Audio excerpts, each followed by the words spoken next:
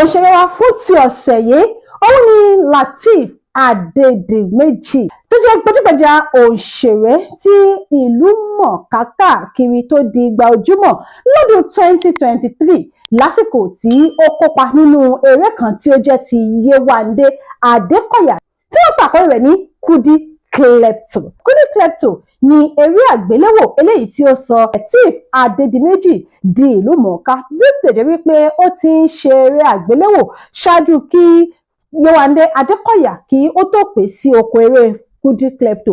Àmọ́ tá bá sọ nípa eré àgbéléwò tó sọ di igba ojúmọ̀ òun ni eré àgbéléwò Kudi Klepto eléyìí tí Yewande Adekoya tó yà ní ọdún 2013. Lateef Adedimeji ti kópa nínú ọ̀pọ̀lọpọ̀ eré tó lé ní 100 kan eléyìí tí a ò lè kà tán tí ó sì ti gbé àwọn eré jáde láti ọwọ́ ara rẹ̀.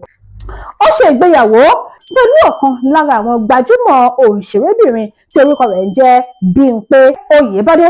Ó ti gba àmì ẹ̀yẹ lóríṣiríṣi akáàkátán.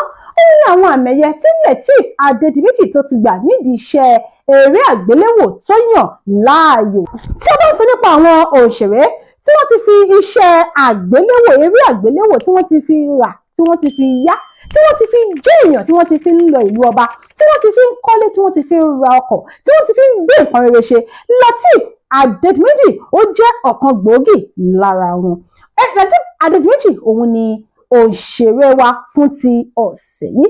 Tí ẹ bá gbádùn ẹ ti jẹ́ ká jọ ṣe bẹ́ẹ̀ lọ́sẹ̀ tó ń bọ̀. Títí ìgbà yẹn ńkọ́ ẹ má gbàgbé láti subscribe sórí Asatainment TV. Ire o.